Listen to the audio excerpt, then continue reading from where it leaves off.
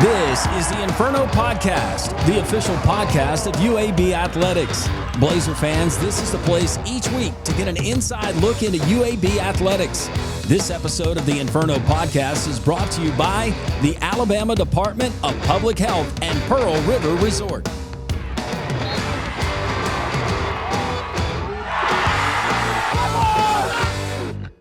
Welcome into the Inferno Podcast. Landrum Roberts, I'm going to be your host for the next little bit. It's episode 21. Today's rundown, it's always brought to us by our friends at Legacy Credit Union, the official credit union of UAB Athletics. We're going to be joined by UAB head football coach Trent Dilfer. A lot going on since the end of the 2024 regular season via the portal, via staff changes, and one of those staff changes, new defensive coordinator Steve Russ. Highly impressive individual. You're going to get to know Steve Russ even better, and some of the other exciting news on staff changes and what we can expect for the Blazers on that side of the ball in 2025. All of that and so much more. It's episode 21. This is the Inferno. As UAB athletes, there's nothing we like more than the Lord of Crowd. Around here, we say we win as one. One.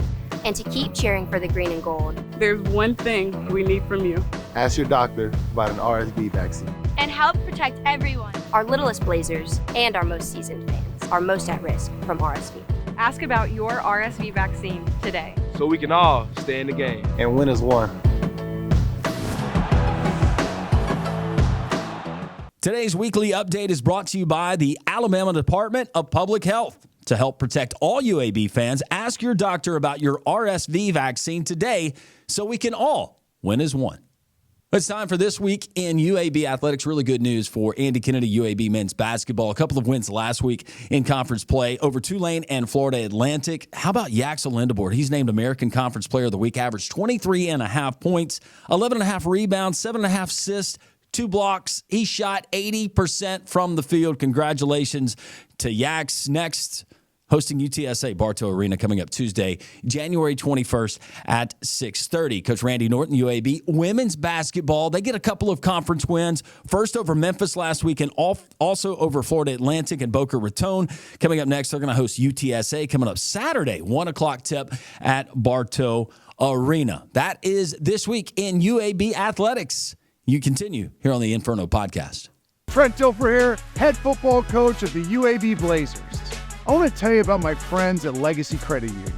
Legacy began as University Credit Union in 1955 and remains committed to UAB faculty, students, alumni, and fans.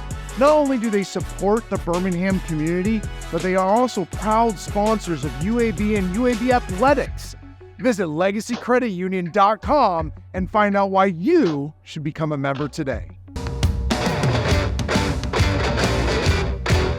Today's Coach's Corner is brought to you by Pepsi and Viva Health. Welcome back into the Inferno Podcast. It is time for our Coach's Corner. First, UAB head football coach Trent Dilfer. Coach, hadn't talked to you since the turn of the new year, but Happy New Year. Thank you. Happy New Year to you. I've been seeing in the headlines and from hearing things around the program, you've been very, very busy.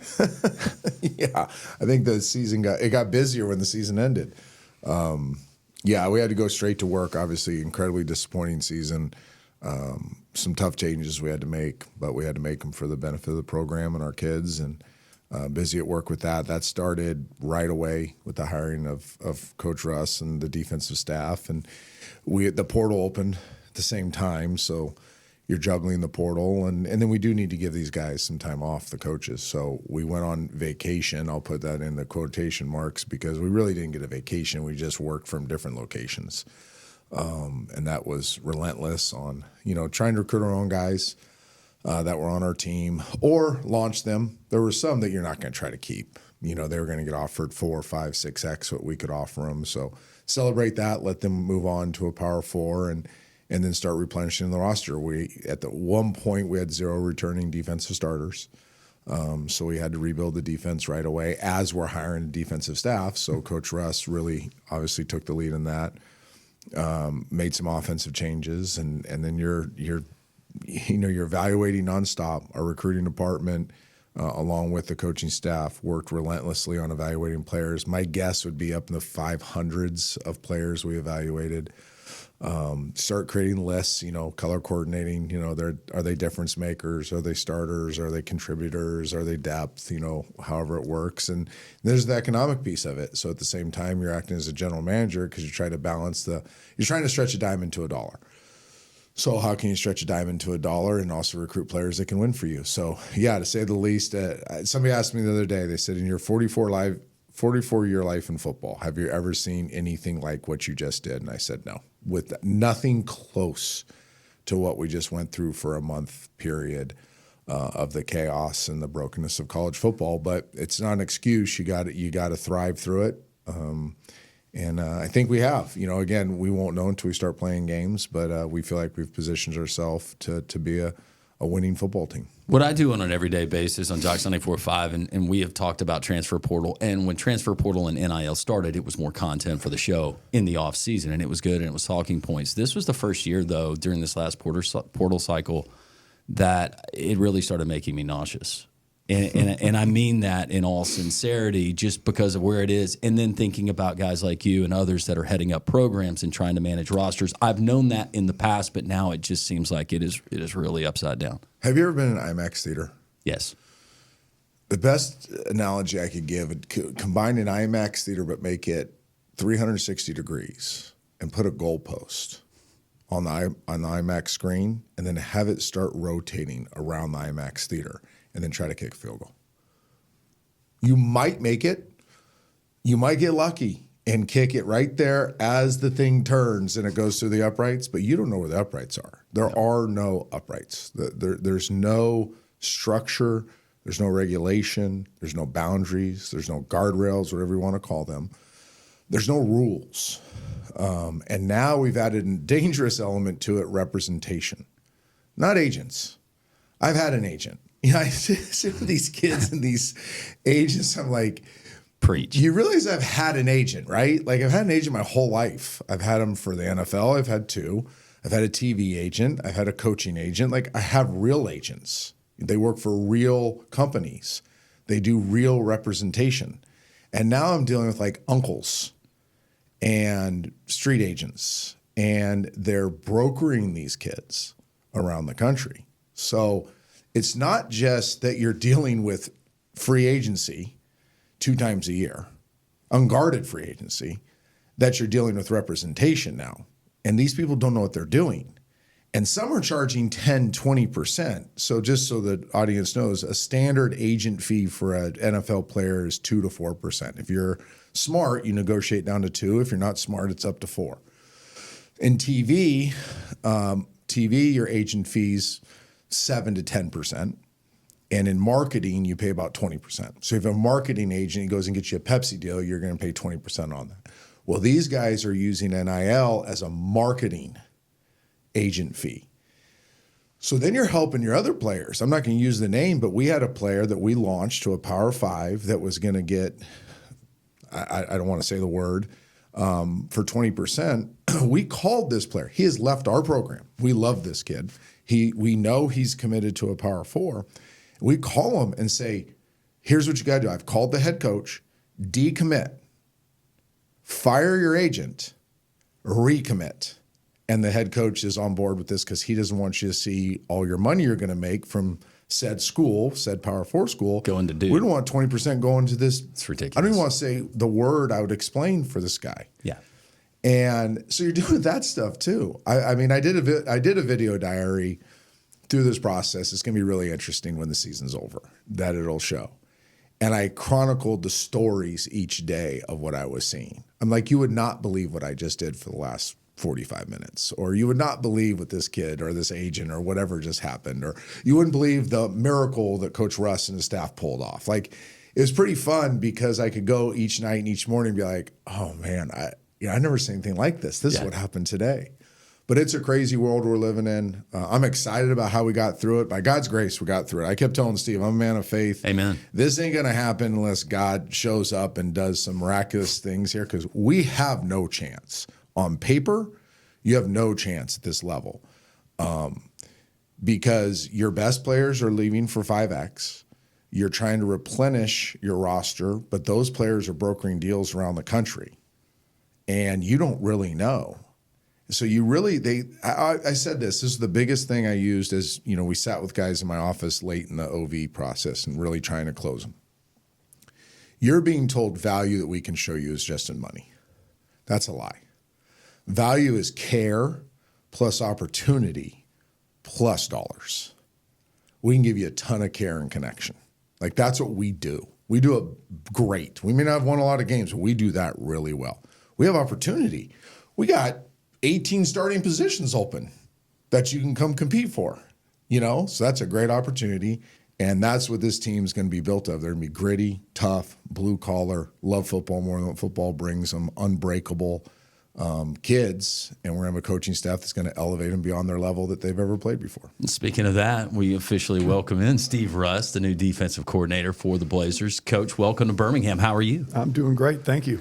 Looking at your background, Stetsonville, Wisconsin, it is labeled as a village there in Wisconsin. It is. Population at the time was 511, I believe. 511, a railway town, as I was reading, and I was looking for the most famous, most notable people from Stetsonville. You were right there with Isaiah Stetson, so congratulations. Thanks. Thank you. Yeah, it's funny you mentioned the railway. I think we lived 100 yards from the train tracks, so we crushed many a penny, back in our kid days, putting the pennies on the train tracks and playing chicken with the train and all that kind of stuff. So it ran right by the little field that we played football in.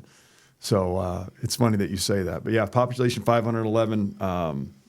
It was great. Grew up on a dirt road across from a farm, small house. I know we took our kids back, when we go back, and they always marvel at the fact that 8 people lived in that home. Wow. House was built, I think, in like 1919 or something right after World War I, and it had a hand-dug well in the basement. So literally, you opened up the plywood and looked down in the big hole, and there was the water like 30 feet down. Now, looking back on it, it's no wonder why it didn't taste very good. And then you put 8 people in a house. It didn't. The well ran out pretty quickly. Yeah. And then they had to. We lived on land, though. It was nice. We had the ball field. The baseball field, the wiffle ball field was set up a certain way, and the clothesline was just far enough away where that was the home run. And then we had a long part that was the football field, and then we had our fort over here that was a little old shed. But when the well ran out, they had they drilled a modern one then, right? Went down and the water tasted better. But they drove the big well drilling trucks and stuff across our football field, and it was wet during the time, and there's like the big dually ruts and everything, they just destroyed we were so bummed. But yeah, they've since paved the road, and they actually, the village has village water now. So they still use the well for like water in the garden and things like that. My parents are still pretty old school, but it was a great way to grow up. You didn't know any better. Right. You look back on it, and you got kicked out of the house, and you were like able to come back for lunch, and then you got kicked out again, and then they would holler at you for dinner. But we'd be miles away in the woods or on bikes or whatever, and it just, growing up that way really doesn't exist much anymore. So I really enjoyed it. It's negative 10 degrees this morning in Stetsonville, by the way. Yeah, that's my dad's in hog heaven. So he's like, I can always put more clothes on. I don't like being hot. I can't take more clothes off. So like I said, he's old school and it's, grew up, fishing and hunting and ice fishing, and it would just kind of repeat. And it was fun, but, you also did it to put some food on the table. My dad was an educator. Mom didn't start teaching until the last kid was out of school. They had 2 sets of twins, so you get to 6 real fast. And everybody had a room, so we had 3 little tiny rooms upstairs. They had to put an addition on the house. That helped, and then we got a second bathroom, so that was like big time. Wow! And so everybody got a room, but I got my youngest brother was, I think, when I was a senior in high school, he was in kindergarten, and we shared a room, but at least I didn't have to share a bed. So 2 of my sisters, they had to share a bed, and twin brothers, they had to share a bed. So I at least didn't have to share a bed. And going into my senior year, my little brother, he loved living with me and bunking with me. But they said, hey, look, you're going to be a senior. There's enough room that we can take Tyler's little bed and put it with Sam and Ron. But you have to tell him. I'm like, yeah, sure, no problem. So I go in and I'm like, hey, Ty, got great news, man. we're going to move your bed today in with Sam and Ron, and you're going to, you know, I'm trying to do my best sell. And his lip starts quivering, and it just broke me down. Oh man, I'm just teasing. You're sitting with me. I let him stay, and it was great because, you know, you'd be sitting there and be like, look at him and be like, he's got a really creative mind. He's doing great in life. He's a national sales manager with Stryker Medical now. I'd be like, Ty, tell me a story. You know, and here's this kindergartner, just blah blah blah. He would just start making up these stories, and had a good time. A lot of good memories. From Wisconsin, you go to the Air Force Academy and you play football there. You get drafted by the Broncos in the 7th round. 2 Super Bowls, right? 2 Super Bowl rings. Right place, right time. So one more than coach, but now a collection. Is that Yeah, but 3 I'm total? Yeah, but I'm 1-0 against them. We played against each other in college. I can't live that down. Okay. 1-0 is 1-0. Yeah, that's right. And think about it, the whole 92, Fresno. I believe. Yeah, 93. 93. Yep. 93, Yeah, huh? Coach, you were rocking and rolling that year. He They did were a have it going juggernaut. on. I think we held them to like 33 instead of 50 Yeah, that they were that's averaging. true. You coached in the league too, and recently, I know last year, a special assistant there at Air Force and the academy, but you coached there at the Carolina Panthers, Washington Commanders, now stepping back in, both feet into college football. And you had previous stops where you had coached the college level. I know University of Ohio, Wake Forest, and there were other stops along the way, but just talk about kind of immersing yourself back into this chaos that is college athletics. Yeah, so obviously blessed and grateful to be here and for the opportunity. Coach has been awesome. You talk about being vertically aligned with your head coach. That's what you look for, especially as you get older as a coach. You know, when you're a younger coach, the patch on your shirt, you know, it's all where. And as you get older, it becomes a lot of who. So where can be great, but if the who's not right, it's just not. It's not enjoyable. So the who was right. You talk about, you know, coach still wants to be relational in a very transactional world, and that's becoming very, very rare because both of us feel like we have a higher calling. But, you know, going back to your question, you know, being able to draw on the chaos. When I left Air Force to go to the NFL, you know, first of all, Air Force doesn't handle with the portal. They don't have NIL. So that was just in its infancy, though, you know, stages when I left to go to the NFL. So when I get dropped back literally into the whirling dervish of the portal. So I'm learning it. Obviously, I've heard, you know, a lot of horror stories and whatnot from my friends. But what was great is that Coach was able to handle the big picture stuff and allow me and the staff to get into the weeds and block out that kind of stuff. So I said, okay, we know that there are flaws to this thing, but that can't keep us from being able to do the job that we have to do, and that's be able to bring in the right players, the best right players, not just the best players.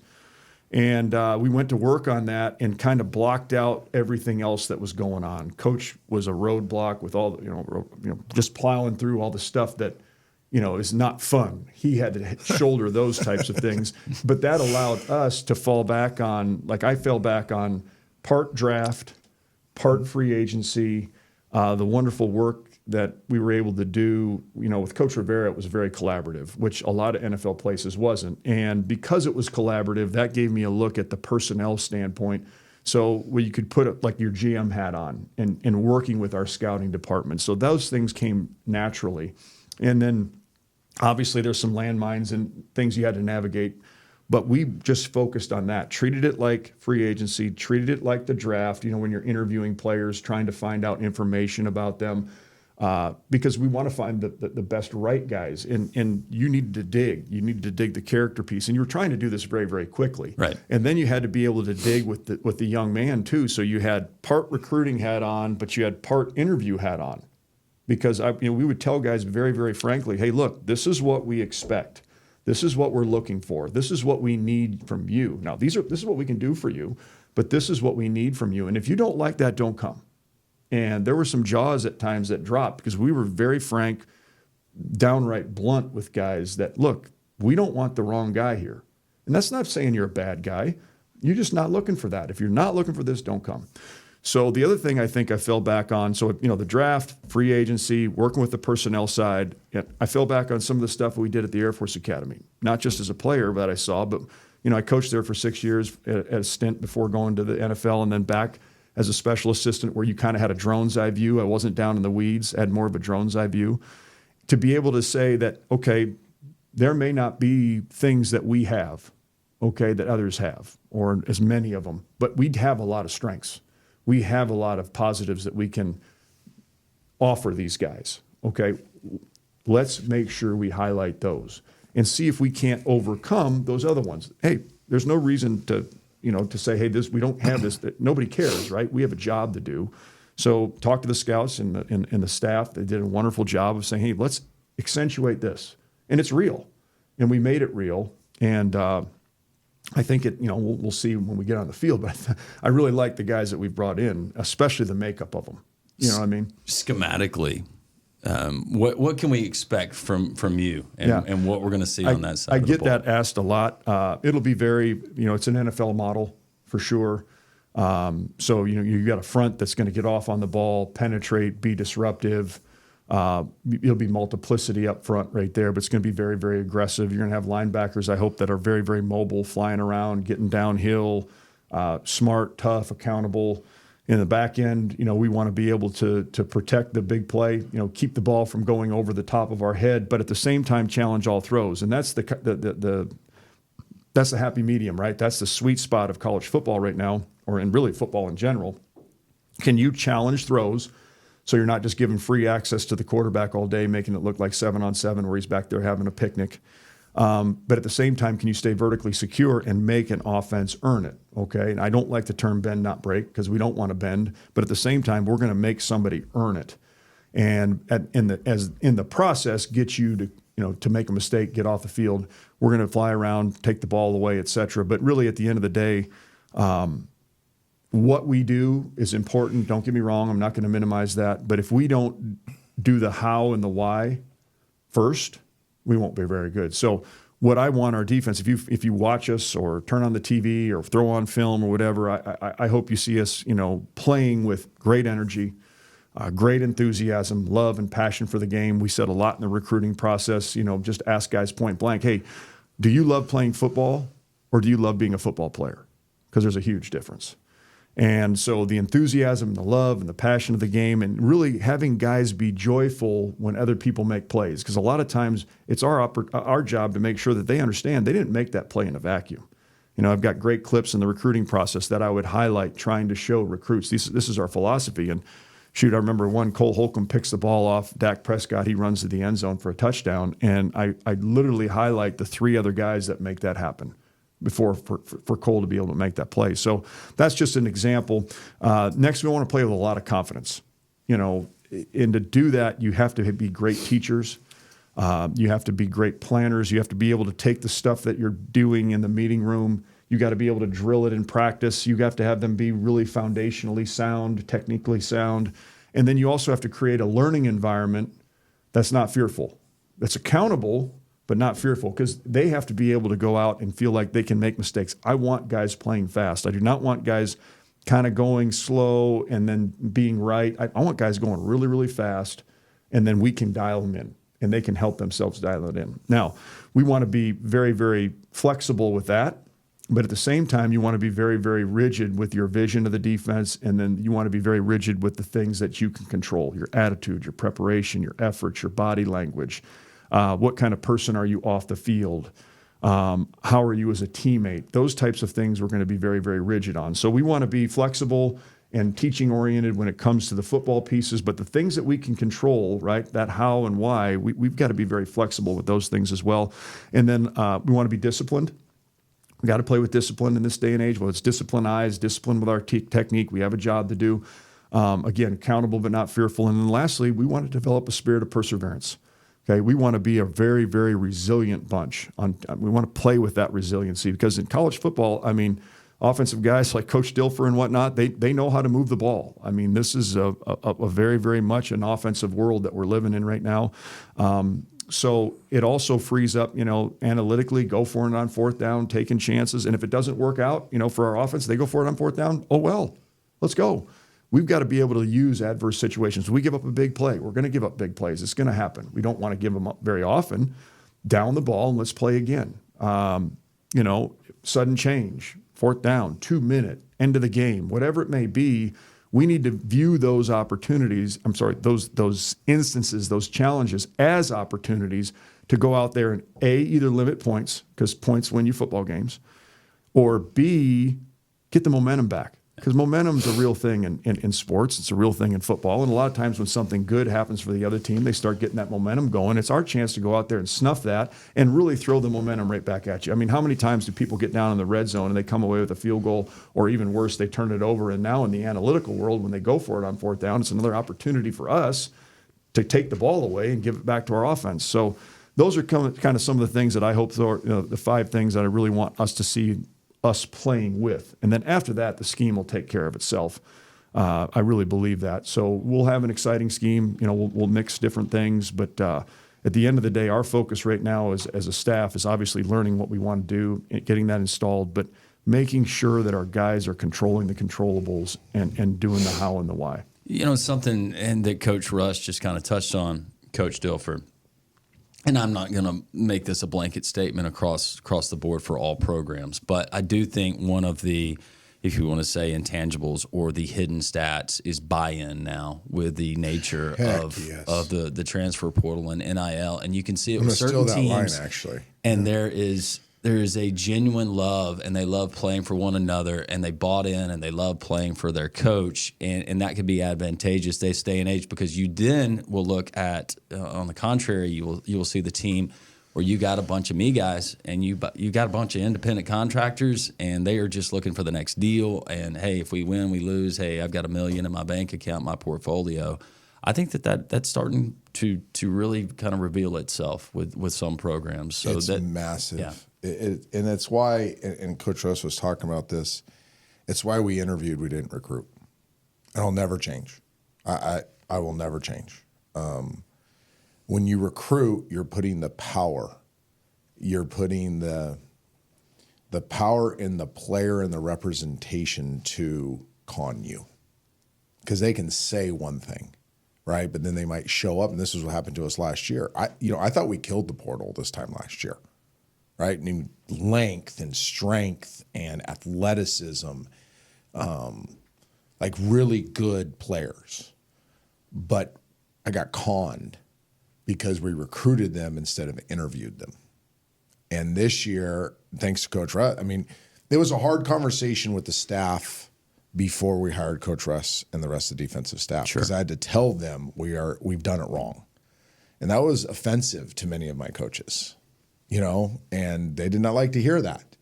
I've said, guys, the proof's in the pudding, 4-8, 3-9. Is it all their fault? We've had some culpability in this too. We haven't taught them well, we haven't held them accountable, and we've brought the wrong people in the building. So it's my job to get them out of the building, which we did. And now it's our job to not make the same mistake again. And one of those mistakes was recruiting instead of interviewing. When you interview the NFL model, and that's why we have primarily an NFL defensive staff, is now you're digging into them, and they're gonna want you more than you want them. And that it was crazy to watch, but it's true. And you really had to trust.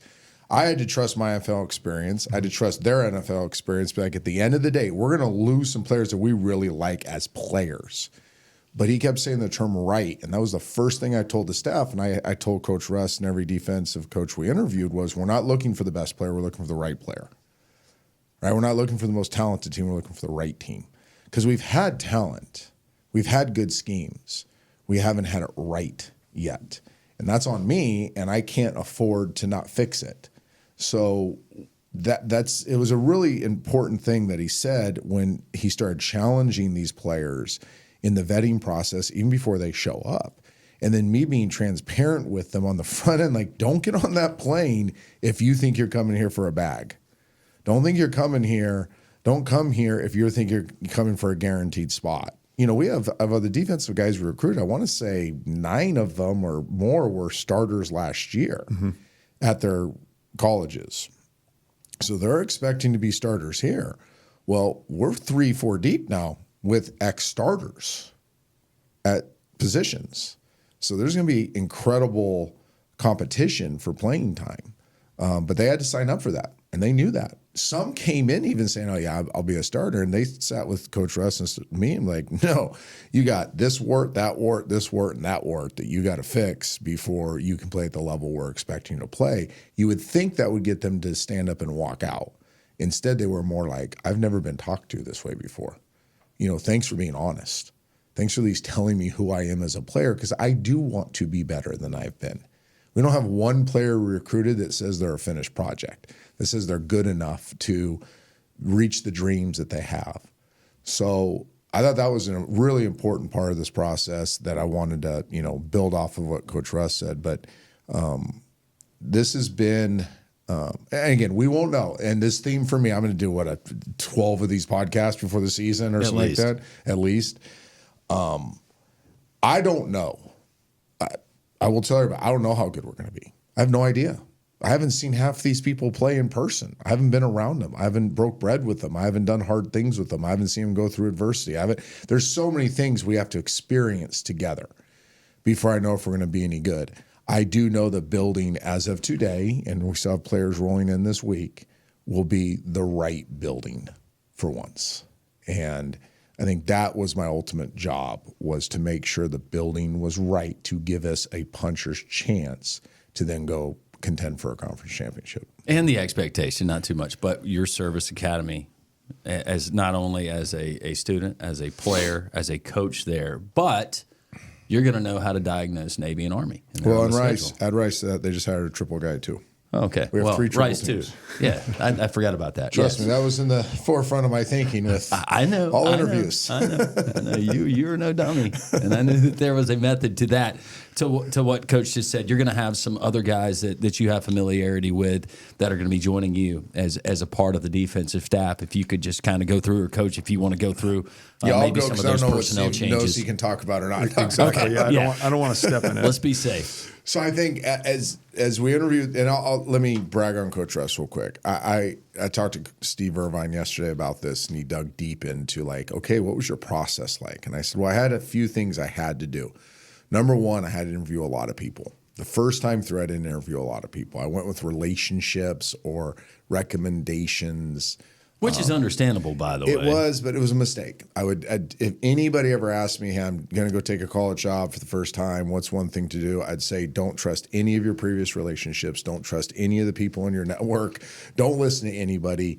Be with them. Interview people. Spend time with them. Do multiple interviews with them. Ask probing questions. Ask challenging questions. Try to trick the coach. Try to lead him down a road that he may not want to go there. See how he gets out of it. You have to be a professional interviewer, and I was not the first time through. I was on offense. It's interesting. I was on offense. I wasn't on defense. Shocking, right? So this time through, I had a list of things. I'm not going to get all into it, but I wanted to talk to at least 20 people. So I did at least 20 phone interviews, and I think I did 12 follow-up Zooms, and then I did 8 in-persons. So Steve went through 3, different series of interviews. And I had great candidates. And in fact, I would say I would have been comfortable before I met Steve hiring 4 to 5 of them. Really good, would have made us better. What's jumped out about Steve was not just his football acumen, not just his leadership qualities. I mean, these things are obvious. You've heard him talk for 5 minutes and all those things pop, right? If you're listening, you don't hear those things, you don't know anything about football. But it was his parental kind of nurturing with also having a hard, accountable edge to it. And I tend to fall too much to the nurturing side sometimes and lose the edge. Maybe it's a father of daughters. Yeah, you're a bit of a Papa Bear sometimes. So, yeah. I've noticed. So he has this incredible ability to nurture and see what the person and coach can be. But then that edge of every moment of every day being able to hold people in line on that path. And that popped at me. The triple option thing was important, but he's not the only person that's ever defended the triple option. You know what I mean? It's not like he showed me something on film oh, God, we're going to stop every triple option team. Sure. It was more the mentality, his spirit of perseverance, right? The unbreakable mentality. getting kids to play fast and free. If you hear him talk and you're in our building, the fact I've had offensive coaches say that have heard him talking like it sounds like you. Like literally, if we stood up and we didn't rehearse it and I had a team meeting and he had a team meeting, you're going to have 97% of the same thematical things come out. We might say them a little differently, but thematically it's going to be the same thing. So when he talks about this vertical alignment, it was like literally I wanted to cancel every interview after, but I still, to hit my threshold of interviews, I still had a few after. So I was really excited about that. And then to be able to hire the quality of staff. So what I'm getting that long-winded answer of saying, one of the things that really impressed me too is the network. Because when you're hiring a coordinator, you're also tapping into his network to be able to hire position coaches. And I had told every candidate that I interviewed, I'm not going to make the same mistake I made with Sione. So I've set Sione up for failure. And I hope everybody out there understands this is not a friend defending a friend. Sione's a great football coach. That the head coach set him up for failure because I went and hired his defensive staff instead of him hiring his defensive staff. So he ended up with a bunch of coaches that weren't his coaches. And that created a dilemma within the building for 2 years that we just couldn't overcome. We tried to fix it. We tried to put Band-Aids on it, but we just never could fix it. So I told each candidate, I'm like, you're hiring your defensive staff and I'll oversee it and I'll make the final checkoff, right? They got to be my kind of people. Well, when you see the type of network he has, let's talk about Brent Wiesemeyer. Wies, everybody just know him by Wies. I mean, the number one guy Russ talked about, he's like, I asked every candidate, I'm like, is there one guy? If there's one guy that you will die on the hill for, you have to bring no matter what. And it was Wies for Russ. And I mean, Wies started one of the best high school programs in the country, has been a college coach, has been a two-time NFL coach, has coached the back end, has coached the line, can coach any position, probably on the field. He coached McCaffrey at Valor High School. Like, he's an offensive coach. I mean, he knows everything, right? I mean, he's kind of a wizard. I would say that. He's kind of a wizard when he talks about football on both sides. Like, I went into him. Kind of like Rain Man? No, it's more just like he just sees it, and it's simple to him. Like, things that are complicated, he just, that's not that hard. Like, come on. And you're like, Matt Damon and Good Will Hunting. Yeah, that's a good one. Okay. That's a great, because like the other day we were talking about something offensively, and he was just, I'm like, oh yeah, that makes perfect sense. And I just walked out of the office. Like, it just makes perfect sense. He connects with kids. You should have seen him in recruiting. Oh my gosh. We get him at a dinner table with the family, and he just connects with everybody. So Wies was an unbelievable hire. There's one we'll announce here in the next couple of days. I can't talk about it for HR wise, but another NFL guy, 14 years coaching the NFL, pedigree like you can't imagine. But that's just not the reason. You'll know the name, by the way. Yeah, another coach that connects really well with players, that has incredible football acumen, but can take the complicated and make it very simple. Also, an evaluator's eye. When you hire NFL guys, you get an NFL evaluator eye. You don't just get and I'm not knocking, but you don't get the more remedial, oh, he's long, he's fast, he's twitchy. Like, you get a little more, right? You get, well, look at his eye work. His feet aren't matching up with his eye. Look at his arm. You're using up my entire glossary of terms. All right, look at his hand placement. You know what I mean? Like, look how he diagnosed. He was a little hesitant here because he wasn't sure on the guard movement. Like, he's got to be trained better here. Look at his false steps there. Like, that allowed him not to be able to do the thing he needed to do. We can fix that. You can't fix this. My 14 years tells me that's something that you probably can't fix. This little thing over here that people panic about, we can fix that in a couple weeks. So it was refreshing to start hearing those things. The work ethic, the grind. I mean, we're on vacations. And we're on this group. We have a defensive text thread. We have a staff text. We have an offense text. So I'm balancing all these text threads, and I'm getting Coach Russ running his defense. It's like, okay, 0600 staff meeting, defensive staff. We're going over the board. We'll do 90 minutes of this. We'll do 90 minutes of that, and we'll finish the 30 minutes of that. And then I'm watching the Google sheet as I'm kind of listening to the Zoom meeting, and I'm seeing boards change, and I'm seeing evaluations go on. And I got my Christmas break was my phone in my pocket with my headphones, my laptop, and chasing Decker around and hoping he doesn't break everything in the house. But I mean, to watch the work ethic and the grind over the Christmas break was just a level of professionalism you can't explain. And then to have some coaches, we had some really good defensive coaches that I said, Steve, you do not have to hire these guys, but they're in a contract to January. You kind of have a free tryout with them, right? Yeah. So, was it 5 guys? We're in the building and working, and we're able to audition and really proved their substance in front of the new coordinator. And you saw them rise. You saw their ability elevate a little bit with stronger, more accountable leadership, more direct leadership. So I don't even know why I started talking about this, except when you're going through the process, it's more than just hiring a coordinator, right? You're hiring a head coach, right? If this thing's done right and the head coach doesn't have an ego, you want to hire people better than you. I said that when I hired Mort. I said I was looking for somebody offensively that knew more than me. And that was really hard to do. I've been around offense a long time. And Mort was the guy that was like, okay, he challenges me. He makes me better. And Steve does the same thing. He makes me better as a head coach. He challenges me in a lot of different areas. And I want that. John Jones did that with special teams last year. That's why we're so successful. So now I feel like we have 3 coordinators that are also head coaches of their units, and then I can lean on for head coaching things as well. And it frees me up to do the minutia that they don't really want to do nor signed up to do, so they can go do their jobs better too. And I think, again, the right building, right? Sure. A lot of it is just getting the right building in place.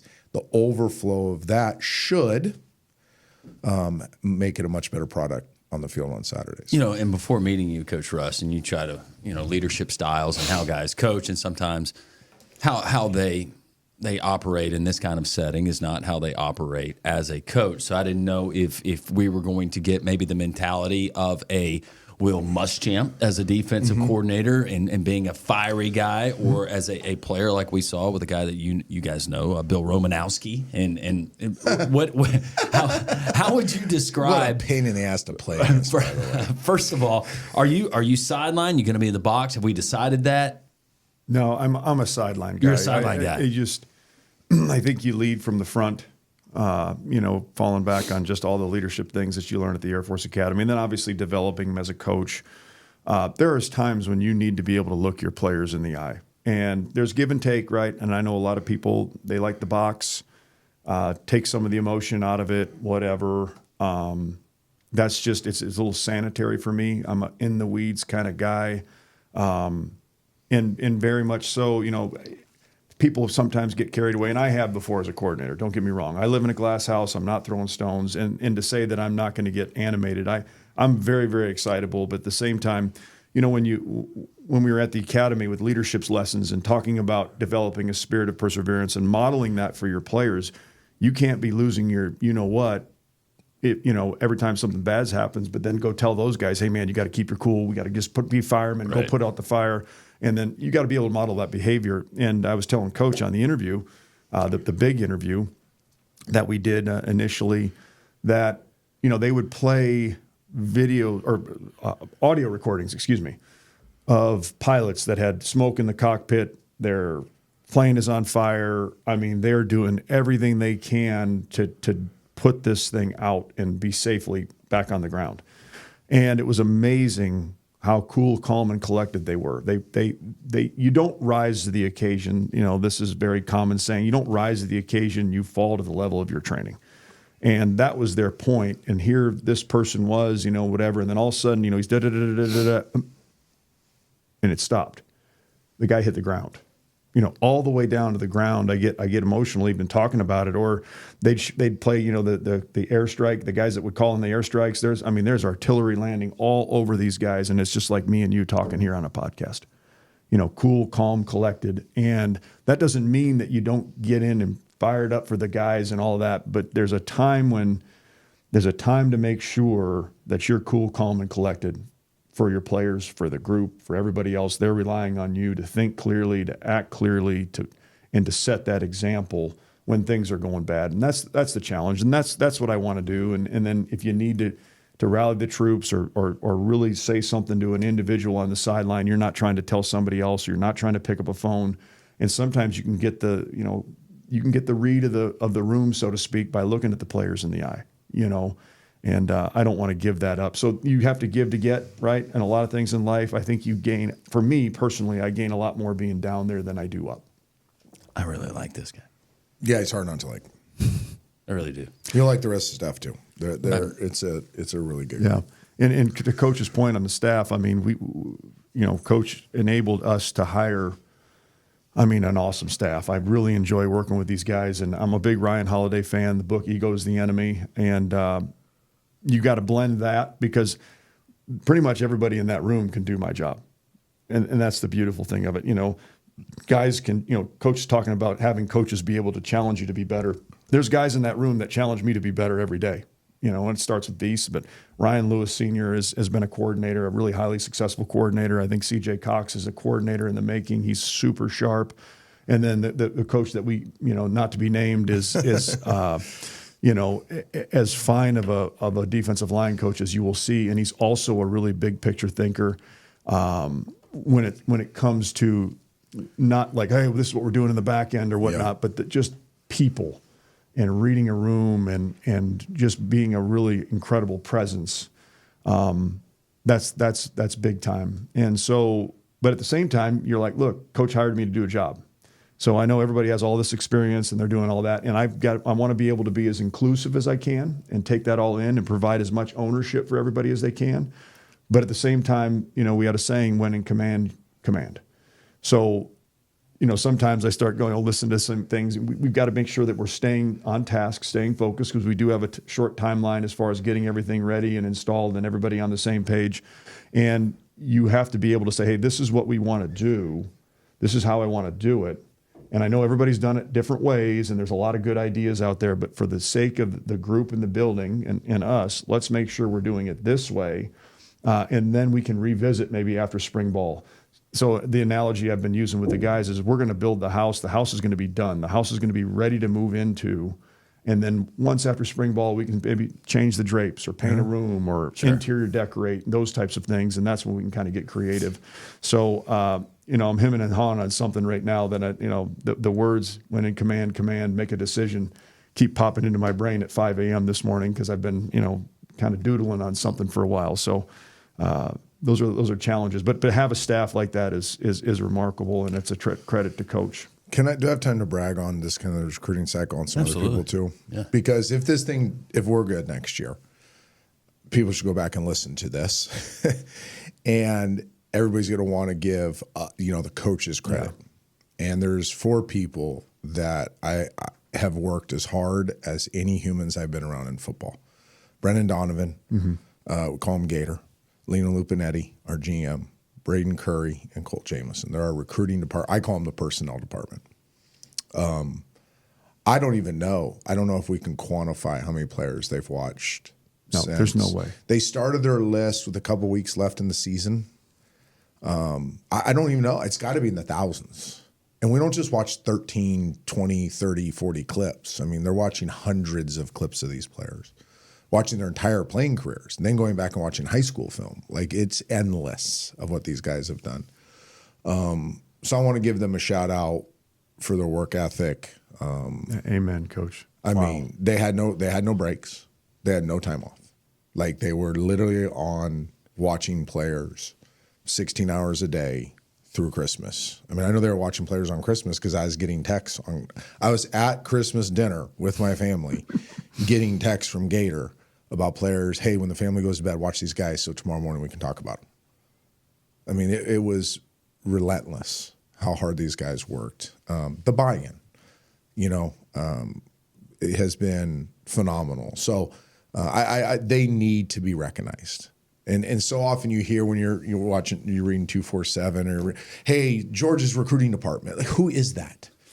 I don't know who we have 4 humans that they don't make a lot of money, and they just sit there and they grind and grind and grind and give coaches the ability to then evaluate and sign off.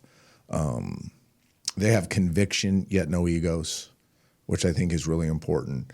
Lino does so many other things. So Lino had to be the bridge to the representation before I got to him. So he dealt with, if I dealt in the trash can, he dealt in the gutters, and so that, I mean, I don't know. I don't even have the words to explain how proud I am of that group. And if we do turn this thing around, which I believe we're going to, they're going to be a huge, huge part of that. Yeah, it was interesting, coaches saying this, because, I talked about, hey, I fell back on free agency in the draft, and what I had to, it took me like 1 or 2 days to realize in free agency, free agency, they'll come off the board, but in the draft, they don't come off the board until they start drafting. And here we are over, quote, Christmas break, and I use that loosely. The only thing my wife asked was like, Steve, can you please not work too much on Christmas?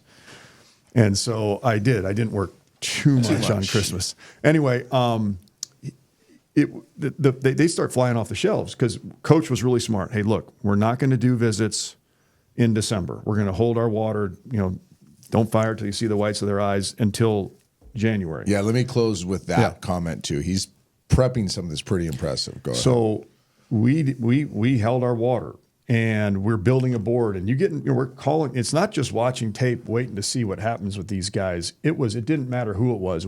If we liked them, we were shooting at them. I mean, we were reaching out to them, and Lino was trying to dig up numbers. I mean, it's not like a database where you have this stuff. He's got to go dig. Yeah. He'd make an incredible private eye, by the way. Yeah, I mean, you talk about, don't put Lino on my background. But we'd go after these guys. So as we were building the board, there were times when all of a sudden we're like, when we know how many we need at each spot, all of a sudden you're like, oh my goodness. There's no defensive tackles. We need 5. They're gone.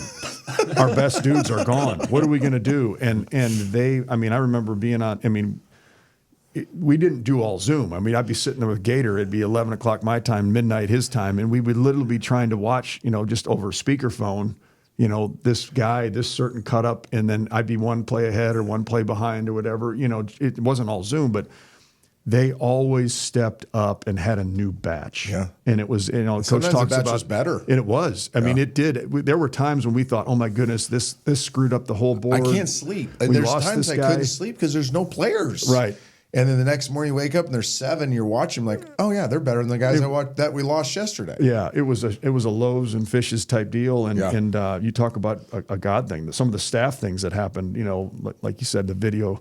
You can do your video diary to document some of the things where you feel like you were at times low, and you can't. You're never defeated by any stretch, but you're like, oh look, man, what are we going to do? And all of a sudden, they were always the guys that here's a new batch. And they just kept doing it. I mean, the portal closed and they kept digging. We call them the dirt merchants because they're down there digging in the dirt and digging in the gutter. And they just did an incredible job. And I'm glad Coach talked about them. I should have talked about them earlier because they've been just so instrumental. Cole Peterson and Bo Spencer. I mean, just the work that they did. And Cole helped me a ton in the interview process. I mean, just really vetting guys, digging up names, being a sounding board, being able to take things to Coach, trying to get everything squared away before we go to Coach, to free up, his time and then say, okay, Coach, this is what we've done. This is what we think, we need you to know and do and whatnot. But I teased him, on your iPhone, you have the 9 things that you can pin, the 9 text strings that you can pin. Yeah. I had to remove 2 of them and put Cole and Gator. Yeah. So now family members got dropped down. It's wife and kids and parents in some combination in the 7, and then Cole and Gator. Cole. I mean, it was that you're tied into them that Cole much. Peterson will bring the energy on the sidelines on a Saturday. Well, it's interesting is this defensive line thing. I'll go back to that real quick. I think you guys interviewed 18. 20 on the phone. Yep. 20 on the phone. We didn't interview our defensive line coach that we cannot name right now. It was a godsend. Like, we didn't think he... Yeah, he was the last one, and I truly did make him interview. But I mean, it wasn't an interview. No, it wasn't. It was like, we can't get this guy, but give him a call, right? And that's kind of how this thing happened. Let me finish these stats. So for context, in the recruiting world, and this is probably different Power 4 to Group of 5, but the number that schools use for official visits per close is about a 4-to-1 ratio. Okay, so you bring in 4 kids to sign 1, right? That's the old model. portal's a little less than that because you don't have time for that. Let's call it 3-1. If you go 3-1, you're batting at it's like baseball. You're hitting 333, right? You're in the Hall of Fame if you go 3-1. Each OV, depending on where you're at, has a price tag to it. You're flying them and 2 others in. You're feeding them. You're putting them in hotels. You're driving. I mean, they're expensive, right? And economics is a huge deal at the group of 5. You just don't have that much money. So a Power 4 may spend $10,000 to $15,000 per OV. You guys can do the math, right? We're going to spend more, $2,000 to $3,000 per OV. We're very economical about it without letting the family feel cheated. It's a great experience, but Cole and the rest of the department do a really good job of making sure we're economical or we're wise with what we're doing. We had to sign 40 players. So that means we had to bring 120 players in, okay, for OVs if you hit the 3-1 mark. So 120 grand. Yes. Okay. If you were going to just, if that's the number you're going, no, 40 Double times 2. times 2. Okay, 40 times 2. Yes. Gotcha. You can do the math now. Yeah. 160, 240 grand, right? 240 grand it would cost to do this if we were to take that model. So we didn't take the model. We're like, we can't afford to do the model, right? We can't. So they're only going to OV if they want us. Like we're in the final 2, right? Or they're coming and we think because the vetting process has gone on that we're going to close them. Even saying that, that's just conjecture, right? You don't know if you can pull it off. Well, I just did the data last night. We OV'd 30 portal guys. Now, we didn't have to end up doing 40 because we got a bunch back out of the portal, and we got some really high-ceiling freshmen that we're able to sign in the process of this. We OV'd 30 players. We signed 21. I've never seen anything like it. That's efficiency. It's wild. And then Steve talked about when you trip them. So our hit rate when we OV guys early is not very high. Why do you think that is? Because they take something and they go shop it. And you're going to lose to money and you're going to lose to a logo. Don't care who you are. You're going to lose to money and you're going to lose to a logo. So they come to us first. Our recruiting department has a very good reputation. They see them OV at us, and it's amazing. I can predict this every time. I'm never wrong. As soon as we OV a kid, I'll go to these 5 Power 4s and these 4 other big-time group of 5s, and all 9 will offer and trip the kid within 10 minutes. They have not even offered the kid. They probably haven't evaluated the kid. They're letting us evaluate him. They're letting us OV him, and they go, well, if that staff likes him, we trust them, we're going to offer an OV him. So you're fighting that too. So if you look at our hit rate now over 5 cycles, our percentages are very low on early OVs and astronomically high on late OVs. So what we did was we knew that going in, and this was hard for the coaches to trust. But I'm like, guys, this is not a suggestion. This is how we're doing it. And so we just tripped from the 3rd to the 11th, 17, I think it was. 17 on defense. Yeah, 17 dudes in that period of time, plus offensive guys. So that 11-day stretch for us, 10, 11-day stretch for us, like talk about putting on 15 pounds of recruiting dinners. But I mean, it was relentless because we had to put it at the back end because they had to go do their shopping first and then agree to come sign up for something that wasn't the window shopping they had been doing. And I want to make it this simple because this is one of the themes is I only want people that will sign up for hard things. Coaches and players. If you want the easy road, there's 2 roads. There's the wide road and the narrow road. Matthew 7, but it's also true in life. There's an easy road and a hard road. The easy road is comfortable. The easy road people on social media love because they like to be comfortable. The easy road leads to mediocrity. The hard road is dirty and grimy and gnarly and bumpy and but I want those people. We turn this thing around because we got enough narrow road people, not wide road people. And the thing I'm really proud of, the staff, and I might get emotional, and the players that are coming in the building as we speak, they're narrow road people. And that's how we're going to turn this thing, because we're not going to be the longest. We're not going to be the fastest. We probably won't be the most talented. Probably won't have the best power twitch. Probably won't have any of the metrics that people use. But if we're the gnarliest, and we're unbreakable, and we're all narrow road people, now we'll fix it. Love it. Coach Trent Dilfer, new defensive coordinator Steve Russ. Welcome to Birmingham. Thank you. Go Blazers. Glad to have you. Excited to continue to get to know you. We continue. This is fascinating. It's the Inferno podcast. The if in life. It's a world of possibilities. If you go for a night out with friends. If you can keep an eye on your money along the way. If you know you have overdraft protection with no fee transfers from savings. When you get a low balance alert, it's easier to say yes to fun. If that sounds good, try Regions Life Banking. Stay ready for the if in life. Regions Bank embrace the if in life. This is the Inferno Podcast, the official podcast of UAB Athletics. Blazer fans, this is the place each week to get an inside look into UAB Athletics. This episode of the Inferno Podcast is brought to you by the Alabama Department of Public Health and Pearl River Resort.